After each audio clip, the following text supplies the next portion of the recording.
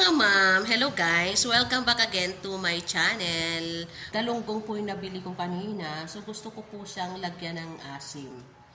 Yan. So, aasiman po natin. So nabili ko po itong galunggong na to. 200 pesos. Yan. So, 200 pesos. Malalaki po siya kaya pinahati ko po ng 3 hati. Yan. Yung iba po ipapaksiw ko. Lalagyan ko po ng talong.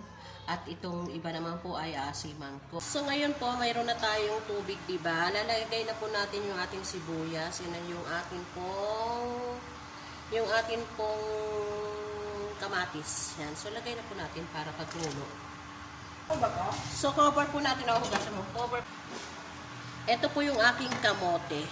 Yan. So, ito po ay nabili ko ng 25 pesos. Konti na lang siya. Pero marami naman siya kanina.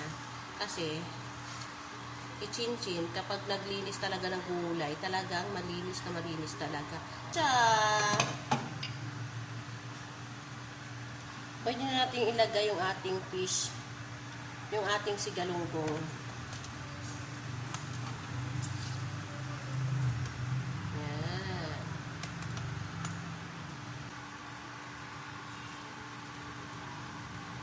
Lagyan po natin ng salt.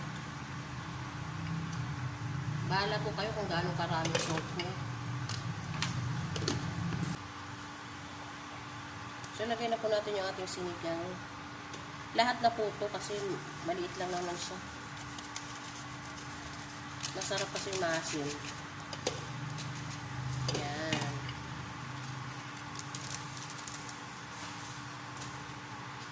And then, tingnan natin.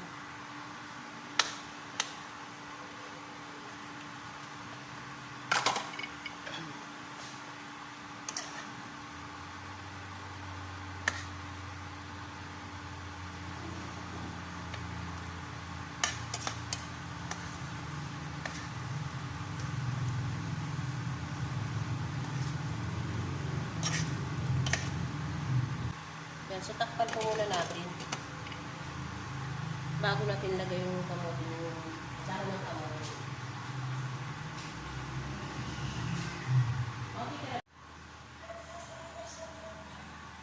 Okay, so open na po natin. Natin yung akin pong sinigang na galunggong. So, luto na po siya.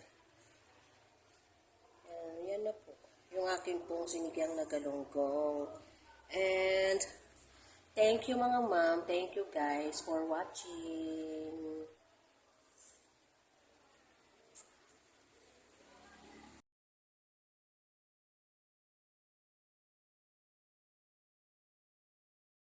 Whatever you ask in prayer, believe that you have received it, and it will be yours. Mark 11 verse 24. Thank you for watching.